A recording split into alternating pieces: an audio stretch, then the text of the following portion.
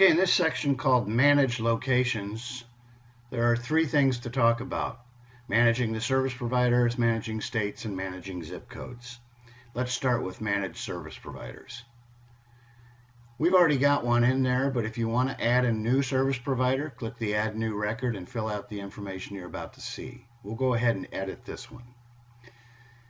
Put your company name in, choose the color that you want to be displayed in the FittleBug calendar for that particular service provider, their demographic information, email, number of routes that they have. So think of a service provider as either a truck or an entity. For example, if you do service in one city that has 3 trucks, you would have a service provider called that city and make it 3 routes. Give it a minimum order. That's the amount that you will not go out for less than to perform your services. So if somebody tries to book something, for example, in the area of $100, it will say that's below our minimum order. You can pay the $125 or continue to choose things. This is also where you put in your start times and end times of your day. It's come to my conclusion that a lot of people just kind of take lunch when they want, so we've put the lunch hour outside of the scope of the normal working day. So if you just take lunch whenever and don't want to have a designated time for lunch, just leave those alone. You can start your workday anytime you want by clicking on the clock to the right and choosing a time. Also, you can end it at any time that you want. Basically what that means is if somebody tries to book you beyond 5 p.m., then it will not allow them and they'll have to pick a different time.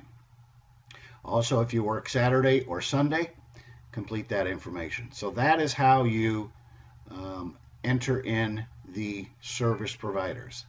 The next area is states.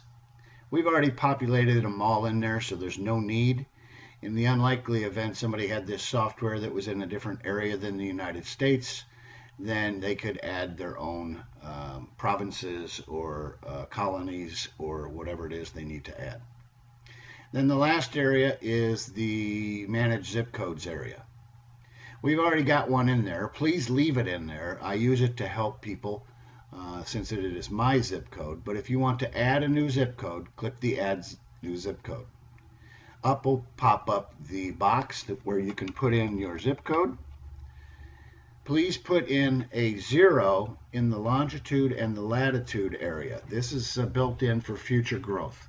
Right now we're not utilizing it. There are two things that, or one thing rather, that we've built recently called a hidden charge.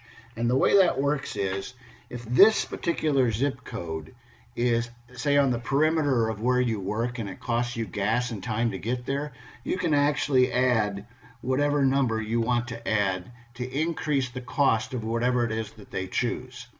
Let's make it simple. Let's say that I wanted to increase it $30 to service this zip code. So someone starts booking. They choose 3 items. Each item will be increased and it'll be hidden. They won't know it's an increase, but each item will be increased $10. And if they chose 6 items, each item would be increased $5.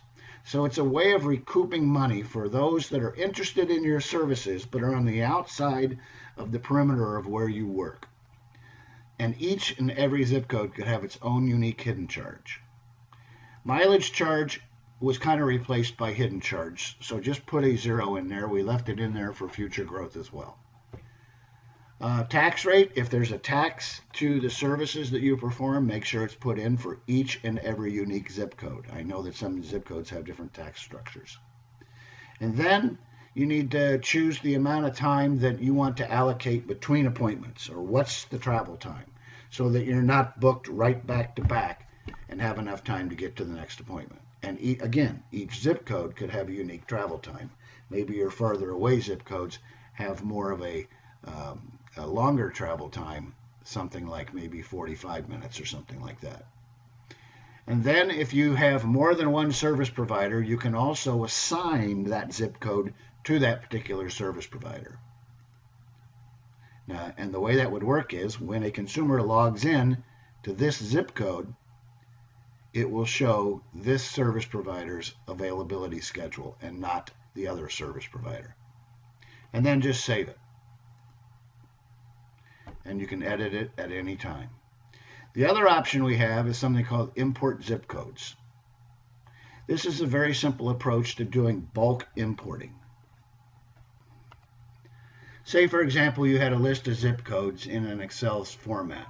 Literally highlight them, right-click, copy them, go over to the box, right-click, paste them, give them a mileage charge, or rather put a 0 in the mileage charge, and if you want all of these zip codes to have the same hidden charge of anything, I'll just keep it 0. That's how you can import them in. And always put something in every box, even if there's no tax rate, put a 0. Choose a travel time, assign somebody to it, and import. And when you import, it will list all of the records individually in the zip code area. So it's a quick way to assign to a specific service provider specific zip codes with specific time frames to get there, travel time, and potential hidden charges.